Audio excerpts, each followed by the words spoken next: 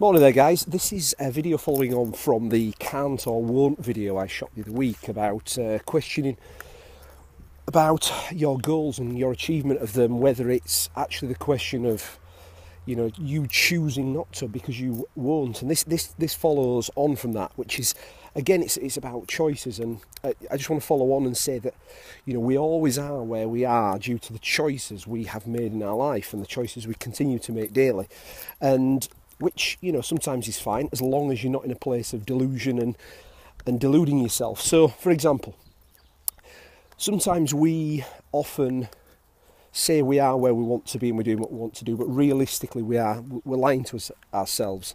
And what we're doing is we are often looking at the cost of the journey rather than the destination and the lifestyle, the result. So what that might mean is somebody might think that on a let's look at weight loss because it's easy. On a weight loss journey, oh, that's going to cost me something. It means I'm going to have to get up earlier to exercise every day.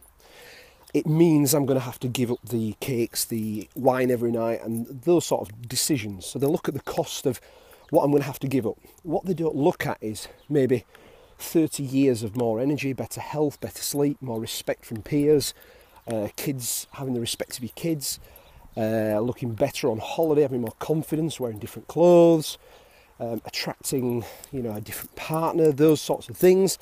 So if we only focus on the cost of the journey, we don't look at the destination and the benefits of the journey. So sometimes how we look at these factors determine ultimately where we end up. So if we're the sort of person who always looks at, well, I've got to give something up to get what I want.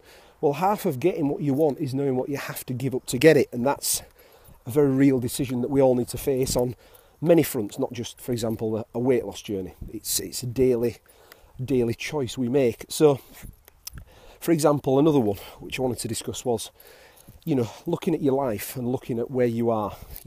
Are you living the life you want? And, if you are living a life where you bring home whatever paycheck you bring home, but you're not truly happy in that job, but you try and convince yourself that it's what you have to do because you have to provide for your family. Well, yes, it's really noble that you have the responsibility and the pride to feel that way, to provide for your family, and ultimately that's a fabulous thing. But is there not one other way you could meet that need whilst potentially being happier, more fulfilled, and going to bed at night thinking you're living a journey and a life of purpose? I suggest there might be other ways, but if you look at the cost of that and the cost of following your dreams and the cost of making some changes, you potentially will just look at that and choose to stay stuck in the paradigm where you are, which is, ultimately might not be too painful, but, what about another 20 or 30 or 40 years of doing what you truly love over some short-term pain?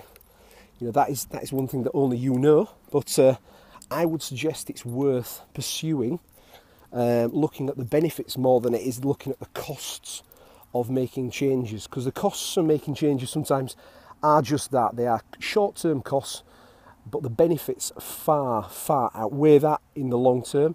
So I just wanted to sort of let that bounce around your head today, and hopefully you can come up with some questions, because questions are the key.